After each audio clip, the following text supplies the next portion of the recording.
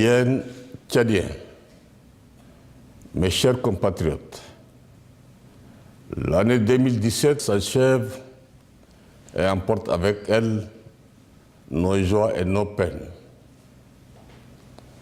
À l'aube de celle qui commence, je voudrais vous convier, comme il est de coutume, à jeter un regard rétrospectif sur notre parcours en tant que nation et à saisir le futur sous le prisme de la confiance, de l'espoir et de la détermination.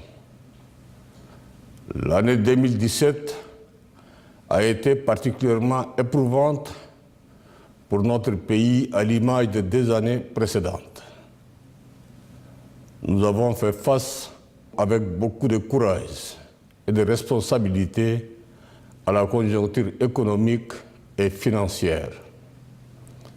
Mieux, le pays a trouvé les ressorts et les forces nécessaires pour nous permettre de mieux nous projeter dans le futur.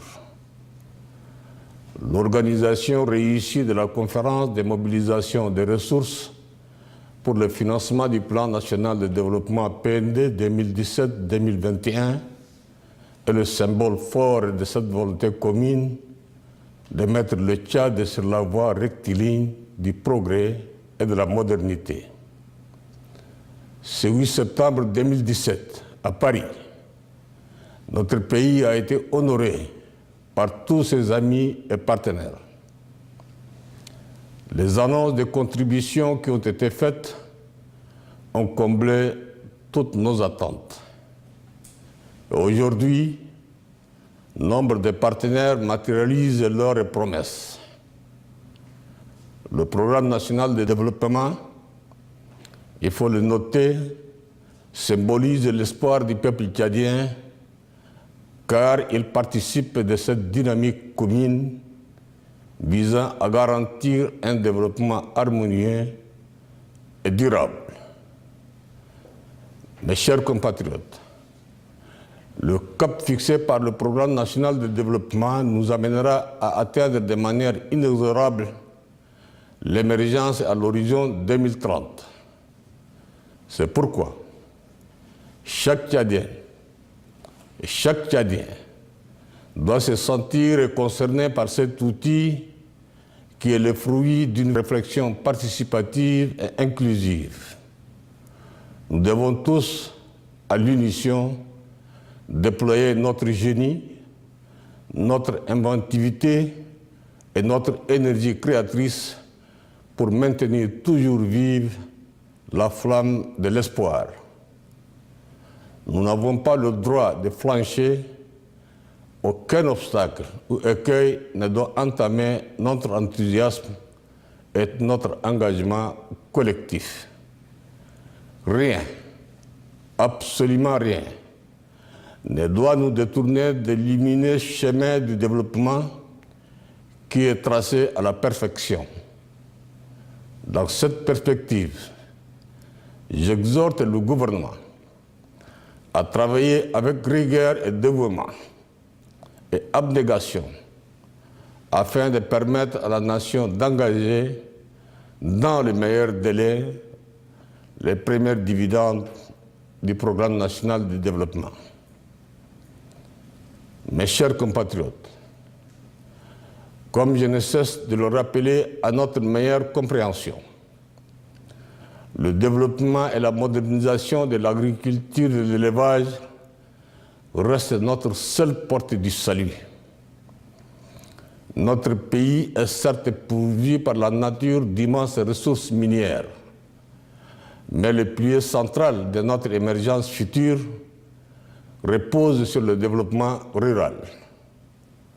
C'est pourquoi j'invite le gouvernement à travailler sans relâche et de manière opiniâtre à la modernisation de nos systèmes de production.